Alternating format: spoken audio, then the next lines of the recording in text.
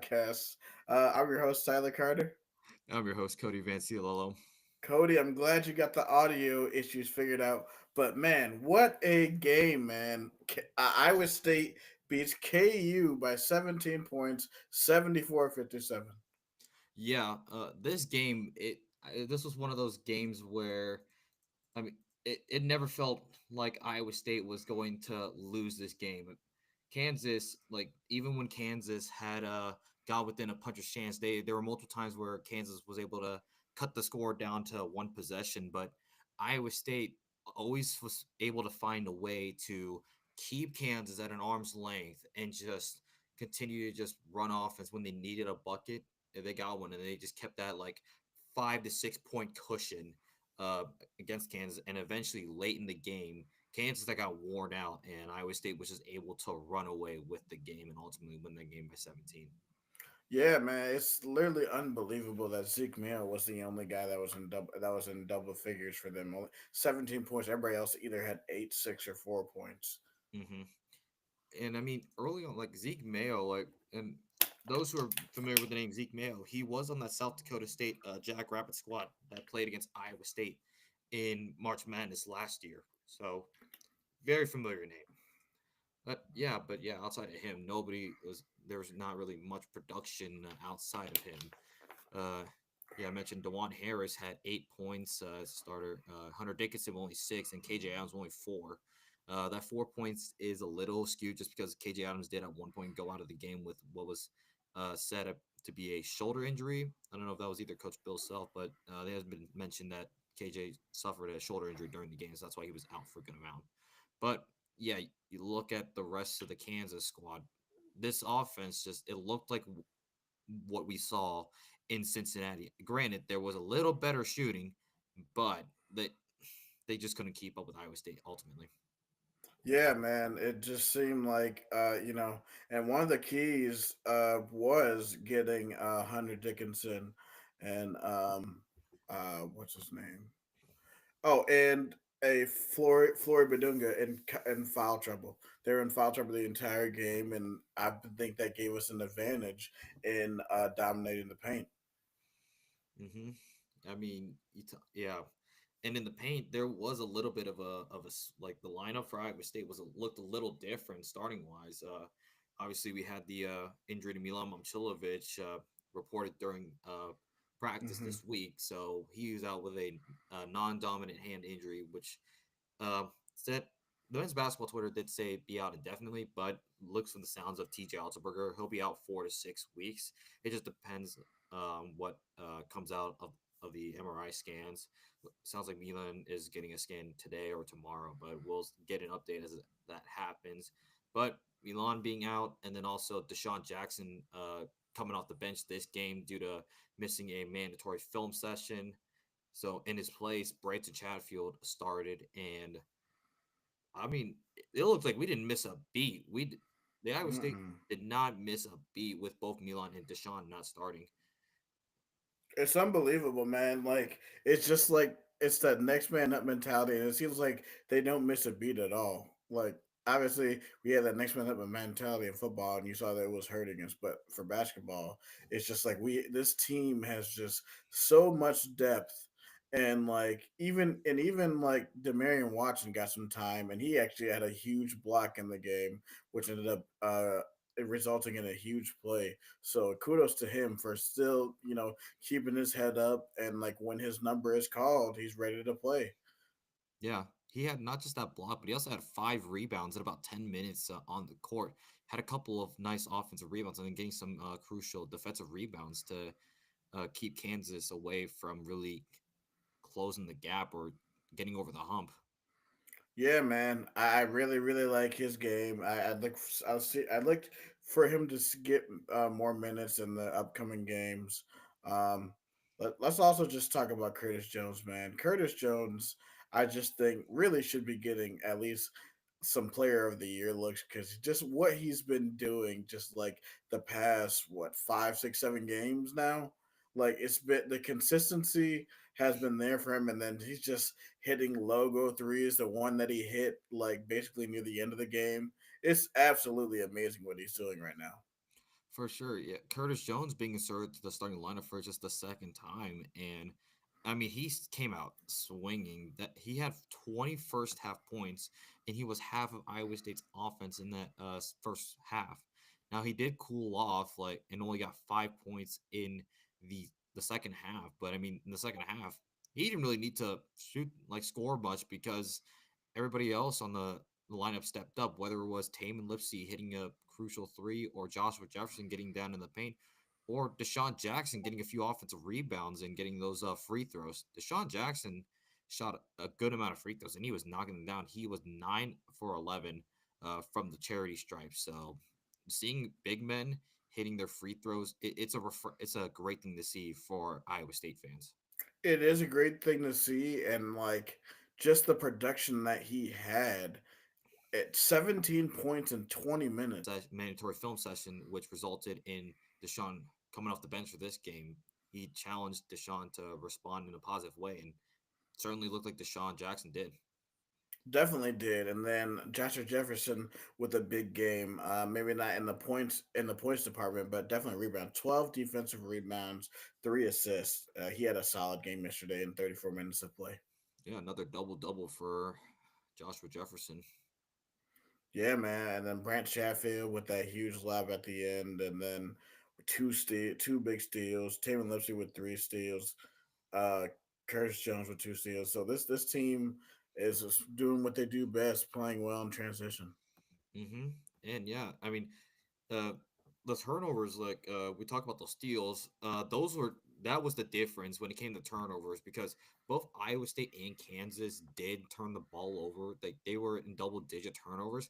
The key was for Iowa State was even though they were turning the ball over, which you don't want to do, uh, those most of the time were dead ball turnovers, whether they were like travels or bad passes out of bounds, just tips or whatever. Kansas was never really able to get points off of the turnovers because they were mostly dead ball turnovers. And even there were times that they did get a live ball turnover. Iowa State comes down and they get their defense, like the defense in transition, they were able to limit Kansas's opportunities off of turnovers. And then they would even get the ball right back from Kansas. So it was just a matter of capitalizing off of those turnovers, and Iowa State did a much better job of doing so with 23 points off of turnovers versus 14 for Kansas. Yeah, man. I mean, that's a great win for Iowa State. Iowa State moves to 5-0 in conference. And you'd think you'd be like, okay, yeah, Iowa State 5-0, but we still have two other teams in this amazing conference that are 5-0 as well. So let's look at the other scores that happened. Houston got a win yesterday over West Virginia. Mm-hmm. Yeah, um, Houston, West Virginia. I was not really able to watch like as much of it because I was literally at the Iowa State Kansas game. Right. But from what I saw, there was a point in time in the second half where West Virginia they cut the because they were originally down 13 at the half, but they were able at one point to cut Houston's lead down to three. But from there, Houston just went on a they went on a rampage. They ended the game with a 19-6 run and ultimately put away the West Virginia Mountaineers. A feisty group of Mountaineers, but yeah, Houston continues to protect home court. They still look like one of the best. They look like one of the best defenses in the country. They look like one of the best teams um, in the Big 12, and I think Houston's done a great job outside of that even rebounding from that questionable when we people had questions about Houston in the Mm-hmm. non-con with the losses that they suffered. Houston has gone on to rattle 8, 9 straight and put themselves in a really great position to still be a contender in the Big 12. And ultimately, I think it's them and us that are still the leading horses in the Big 12 race. I completely agree, Cody. And when you referred to them being number three, that was precisely at 12:36 in the second half, and then after that was you said they went on a 19-6 run, which is absolutely crazy. But Houston plays that stifling defense, so it's gonna be fun to see. We still got like about let's say a month and 6 days, specifically until that showdown at Fertitta. So I'm really, really looking forward towards that. But we also have another team that's 5-0. We have the Arizona Wildcats, who have moved to 5-0, and with them, they moved to, the way they moved to 5-0 is a 81-70 win over Baylor. And I believe this game was on Monday night. Yeah, this was one of those like very late night games. Take a look here. Yeah, or that two. I thought it was it was says 14th, so that would have Oh, been Tuesday. Tuesday, yeah. Yeah, but Arizona. I mean, we talked about Houston in the non-con. Arizona in the non-con did not look too great.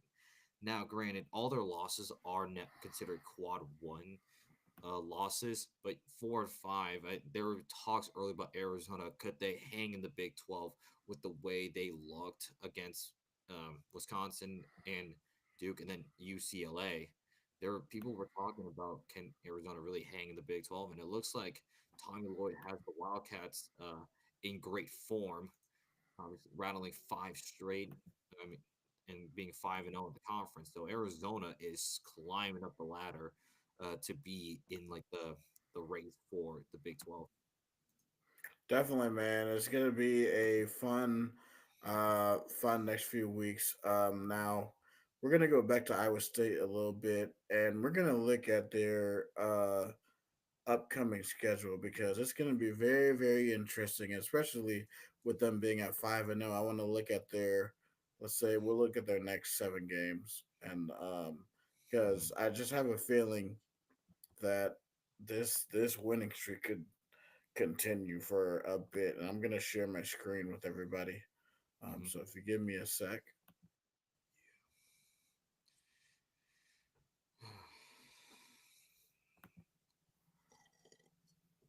Now we wait for that. Have you gotten any of that Slam U merch yet from Iowa State? No, I saw that shirt in the video thing, and I got to get that Slam U shirt. But Yeah, I I'm want to getting get one of something. those or like the crew necks. I want to get the crew necks. Oh, for sure, man. Like definitely will be wearing that to the Big 12 tournament because I'm going again this year. Nice. So I definitely am gonna be getting merch, bro. Yeah, All right. So, oh, go ahead, bro. yeah, no, I was gonna say, as we're looking here, we see the white T-shirt of Slam U. That when I saw that, I was like, yes, people were already wearing the Slam U merch, and I am here for it. I mean, it brings a side to Iowa State we haven't seen. Like Iowa Yeah, State really has never been like considered like cool or whatever. But with hmm the Slam U magazine, yeah, I would like that's the awesome. yeah. Like, and was that like your? Because I feel like because you're way older than me, and you probably grew up more with like ordering shoes and stuff off of like magazines. Did you ever have this in the house? Yes, I didn't have Slam U, but I had East Bay. Like East Bay is what that was my thing. Like Hmm. Slam U though, like just in the order of magazines, it was like Slam magazine is more like a basketball thing. But like I always had Sports Illustrated growing up, ESPN magazine. So yeah, Slam U just being in this and basically in this era, still continuing to like evolve themselves and still make Slam U something like valuable, something like that's absolutely amazing. Hmm. All right. So yeah, we you have to schedule up. So let's go ahead and take a look at what Iowa State should the fans should expect out of these next few games. All right, so obviously we have West Virginia coming up on Saturday at 4 p.m. This one's going to be a feisty game. I already know West Virginia is going to be on fire, especially after a tough loss to Houston. They're gonna want to do nothing but beat us and ruin our season. I have a feeling this is going to be tough, but I just the way I'm feeling about this team is that this team won't die because even if you because I just Cody, even if you play your best game against Iowa State, you still might not win. Yeah, yeah, because I mean, the way Iowa State plays ball is like they look to test your condition. They look to see if you'll wear out and if you like slip up and where like you start to get fatigue. That's when Iowa State really takes advantage because it's one thing to like to game plan for Iowa State's defense another to actually play it and to be able to do so for a full 40 minutes. That's something that I haven't seen too many teams be able to really do. Because there were a lot of times where, yes, Iowa State was down, but because they kept playing like they were still in the game, they were staying in the game for much, like they were tougher for longer, to quote football, quote Matt Campbell. That's basically what we're seeing out of Iowa State basketball as well. It's just the toughness and the grittiness that this Cyclones team has. It Mm-hmm. There's always a game unless you absolutely play like your best and you consistently you wear down Iowa State, they're gonna wear you out. Exactly. It's like you're not gonna go down without a fight. You're going down with us. But yeah, I mean, like, it's gonna be interesting to see with West Virginia because like I don't know when DeVries is coming back. We still haven't heard anything about DeVries coming back, so it should be interesting to see how they respond. And then after that, we have UCF at home. UCF, as you know, notably lost to 51 at home, but to Kansas. And as you know, Kansas did look so hot against us last year, or to yeah, last night. So that one should be fairly a decent challenge, but probably not. And then this Arizona trip is going to be interesting, man. Arizona State has been feisty this year, taking some teams to the brink. Arizona, that could be a chance.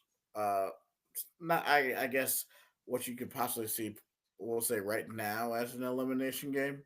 Um, but obviously, it's still early in the season. But if you can get a leg up in that game, you'll have the leg up until we play each other again in March. So I think these two games right here, and then probably KU, and on February 3rd, on I believe that's like on a Tuesday night. Those loom large. Yeah. Oh, that's a Monday night actually. Sorry. Yeah, yeah, I think that that Kansas game should be the big Monday game considering it's 8 p.m. on Right. ESPN. So that's the big Monday game. But you mentioned like this stretch here, yeah, West Virginia. I mean, that is not a great play. Like it's all weird things always happen in Morgantown, but Yeah. I think with the way Iowa State's playing and how they've looked on the road, especially at Texas Tech, we're gonna get everybody's best punch. Everybody's gonna be bringing their best shot to try to take us down. And so far, we did it with Texas Tech with how raucous USA was. So I like our chances there. But it wouldn't surprise me if West Virginia was able to right the ship, perhaps like make the game closer than it would look usually on paper against Iowa Oh State. yeah. Yeah. So we'll have to see, but I think Iowa State will be able to win that one. They'll win it close, like Texas Tech, and then they'll come back home for UCF, and that is literally the first day of classes. So how about that? First day of classes, you get done with that, and then you get to go watch Iowa State probably beat the shit out of UCF, Mm-hmm. and then to the Arizona trip, I like our chances against Arizona State. Them being feisty is kind of like what we've been used to. So we know what it's like to go against teams that are really feisty. So I think and I don't know if Arizona State is used to seeing a defense like a team that's built like ours because I don't think Arizona State has played Houston yet. And there were a lot of people like there were a lot of parallels to how Iowa State is built and how Houston's built. So Right. yeah, so that might be a bit of a, I don't know, Arizona State. They'll try, but I think Iowa State will be able to hold away. And then the Arizona game, that should be a really fun one to watch out for. And I mean, if Iowa State does win that one, that'll be great. But I wouldn't be surprised if Arizona protects home court because I mean, this is going to be a home and home, so it's not the end of the world if Iowa State was to drop this game because the Arizona game could be one where Arizona just Caleb Love could just be on a different level. So maybe like Trey Townsend as well. Yeah, this is a game where I can see us definitely see us dropping. Just for the fact that your body clock is it used to it being 9:30 Central Time, but you're gonna be playing 7:30 Central Time in Arizona. So like, it's gonna that and Arizona just the way their arena setup is that the fans are on top of you, man, and that place is so loud. So Hmm. yeah, that's gonna be tough. But yeah, if we find a way to win it, that'd be absolutely amazing. Yeah, and then after that Arizona trip, you get to come home. You get on Saturday, you get to play Kansas State. This will be the second whiteout of the year, with the first one being Marquette. So Kansas State will be the second whiteout, be 1 p.m. on ESPN. So I know the amount of hatred between Kansas State and Iowa State fans is gonna come to a full head on the 1st of February. B2A, B2A, Yeah. B2A. Wait, yeah, because speaking of K State, you watched that Texas Tech game? Was it yesterday? Yes. We need to talk Oh about just man. how ugly this game was for both Tech and Kansas State. This was just, and I mean, this is mostly in the last 5 minutes, so this is why we say it's so ugly. But I mean, it was like a uber competitive game for about, yeah, it was basically a competitive game for a lot of it. But the last 5 minutes is what has everybody watching that game scratching their head, wondering what did we just watch? Yeah, it was man, I don't even know how to explain it. It was an interesting last Yeah, five okay. minutes. So, I mean, I need to just go through the play by play of like what happened. So, this is after Coleman Hawkins makes a jumper to tie the game, and then Elijah Hawkins makes a layup to give Texas Tech the lead. So, this is just the following sequence of things that happened. Coleman Hawkins missed three. Federico missed layup. Doug McDaniel missed three. Elijah Hawkins turnover. David Castillo missed three. Foul on Moby Ike Guruka. I don't if I'm mispronouncing that. I'm sorry. Bro, that's an insane sequence. Yeah. Okay. No, it gets even worse. What? JT Toppin misses a free throw. Another Coleman Hawkins turnover from an Elijah Hawkins steal. Chance McMillan misses the three. Tech gets the offensive rebound, but then they turn the ball over. Brendan Howson misses a three. Chance McMillan turns the ball over. David Castillo turns the ball over. Uh, Christian Anderson misses a layup. Probably contested, but who knows? Federico picks up a foul. David Castillo misses a layup. Federico gets a block. Elijah Hawkins turns the ball over.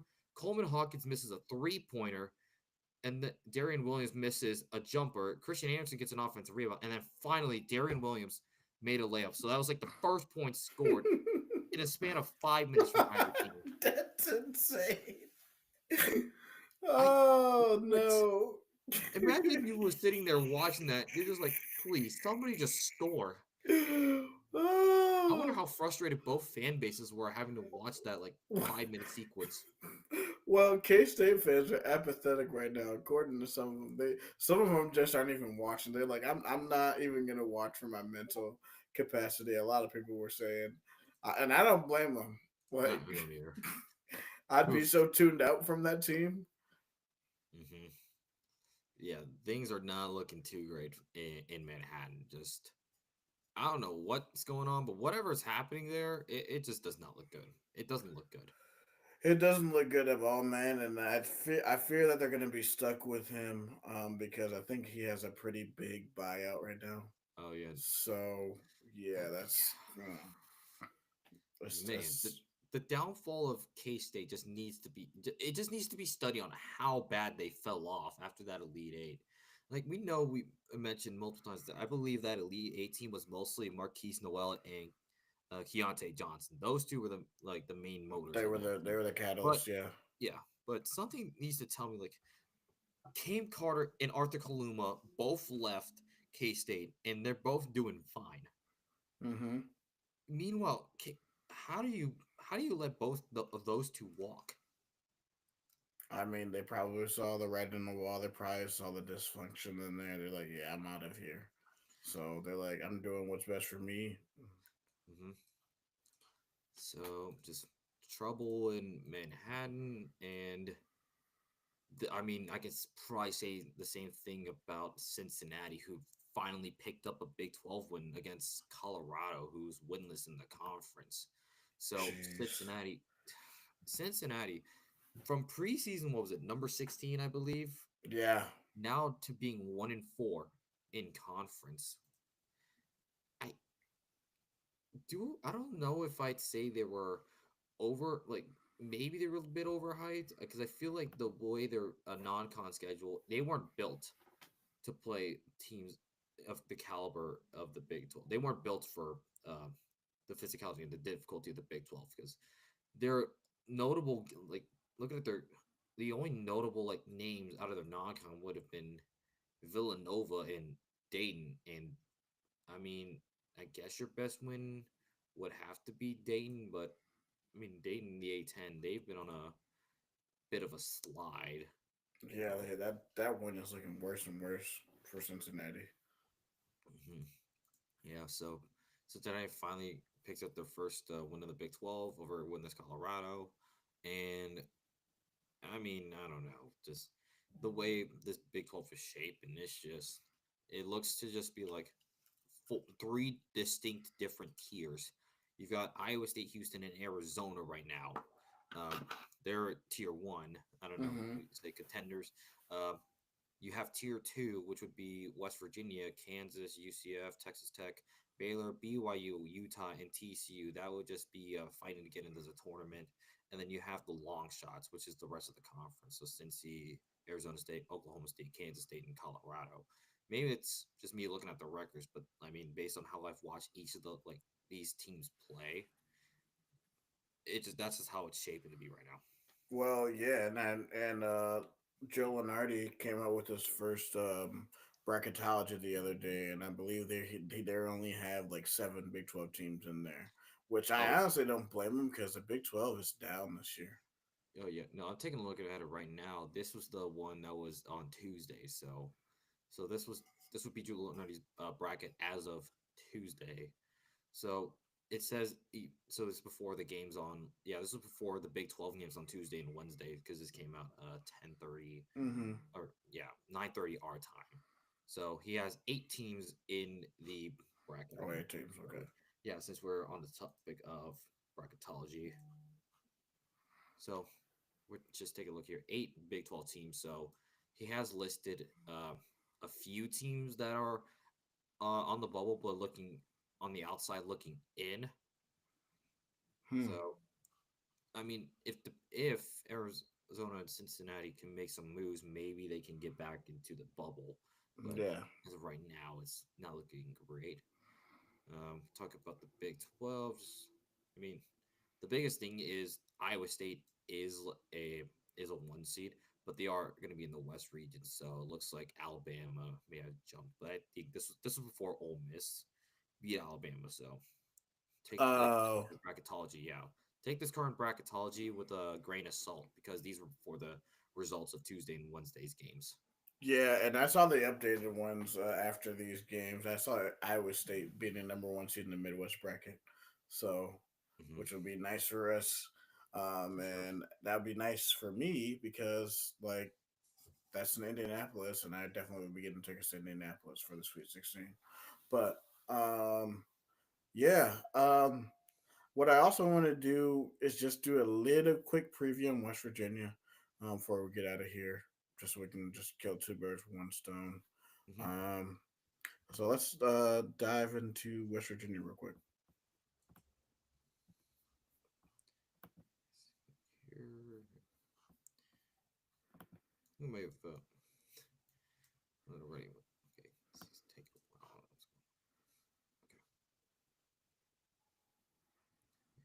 Okay, here. Anything like stands out to you most about like West Virginia, like and players to look out for? Um, all right, let me take a look at their roster. Sorry, guys. So the so for me, I think, and this is basically based off of um the Colorado game. I think one player you got to look out for is Javon Small. He's their leading scorer, leading uh, assist getter, and he also leads the team in field goal percentage. So I think Javon Small is got to be a guy that you could definitely got to look out for. Don't let him get hot, shooting 42.6% from the field as a whole. And I also think that another guy you got to look out for Joe Yesufu. Joe Yusufu uh, is also a guy uh, with him that he averages, even though he averages 4.8, he can. he can get on the boards, but he shoots 35% from three.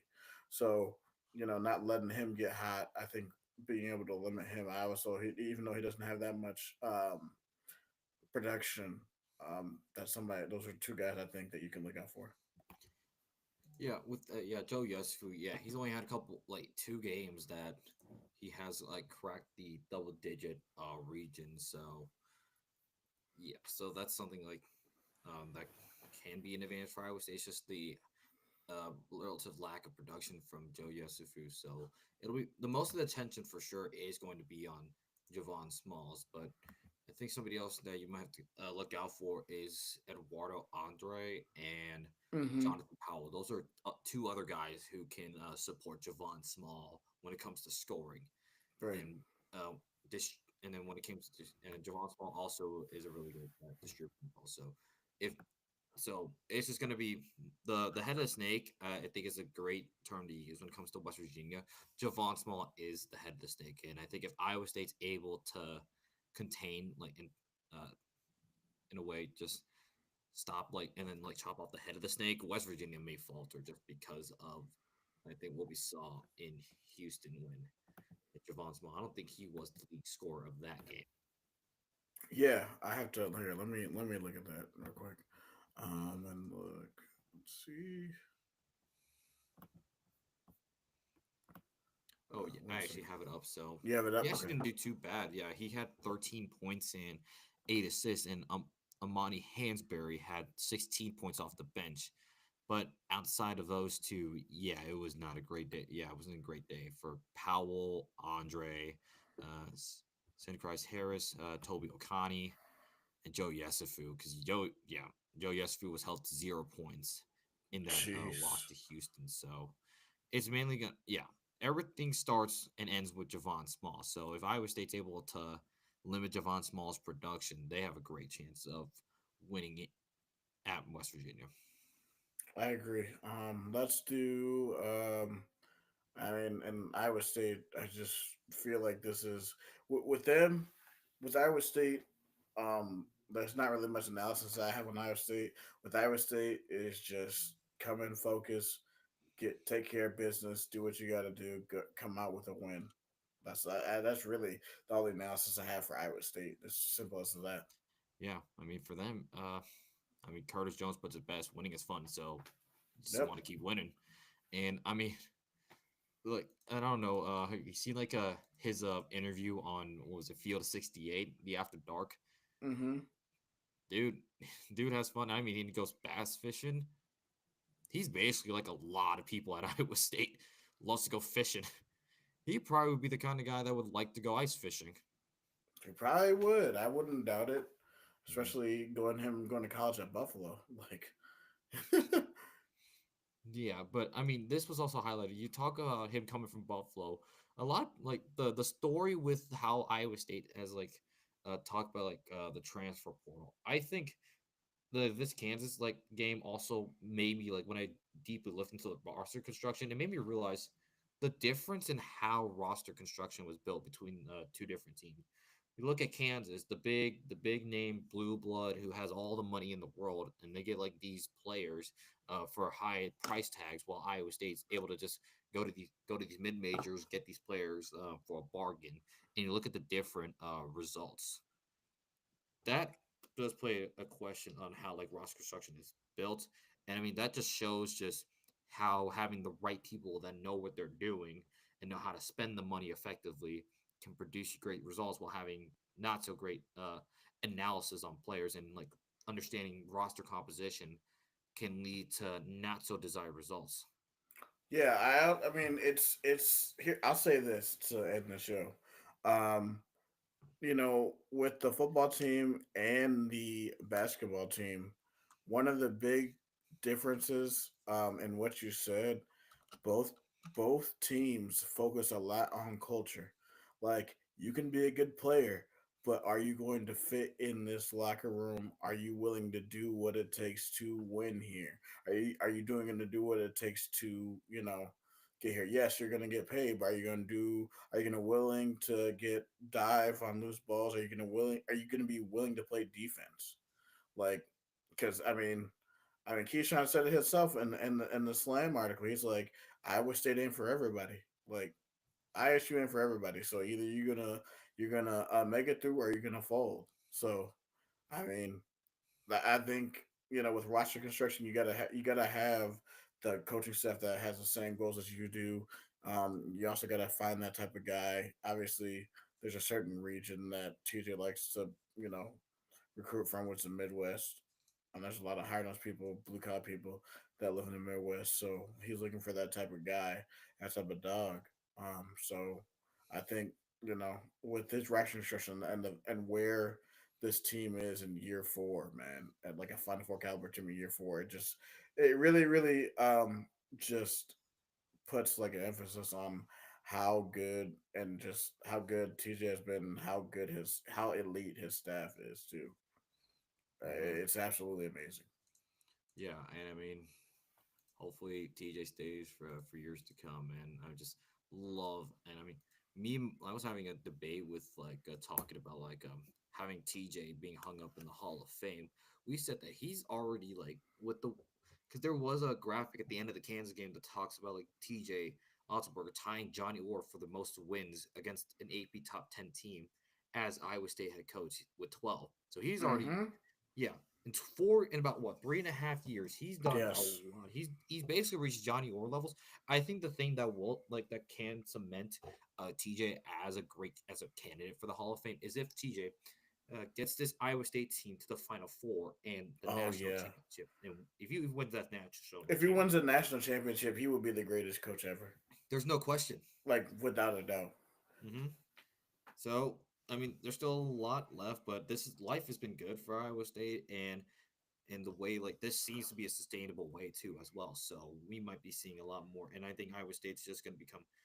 I think they've become basically like this year has felt like Iowa State has taken on the position that Kansas has been in the longest for the longest of time. I So agree. just vibes are good, and boys are like always locked in. So I really think this team is truly like special. And with that, if they do get to the Final Four, no doubt this team will be the greatest team in the history of the program. Completely agree. I think they are. I think they will get to the Final Four, and I will find a way to get there. But thank you everyone for joining the live stream. You live stream sickos. Thank you guys for always watching. We appreciate you guys. Um, if you guys need to reach out to us, I can be found. Me and Cody can be found on Twitter. Me, Tyler, can be found at Side Side Guy. Cody can be found on Twitter at Matt Campbell Impersonator. And we can also be found on our fine forms of social media on YouTube. Visit the YouTube page for our video content. We would love more exposure on that. Uh, X, Twitter, Facebook, Instagram, and TikTok. TikTok is blowing up. Visit our TikTok page. And also, if you listen to the podcast, please, we want more ratings. We're trying to do the best we can. We're up and coming. So if you like it, uh, rate us 5 stars and download it. So for Tyler Carter, And for Cody Vancillo, this is a Bleav in Iowa State podcast. Roll clones, baby. number two, Iowa State about to be number one. All right. Take a look here at like some of these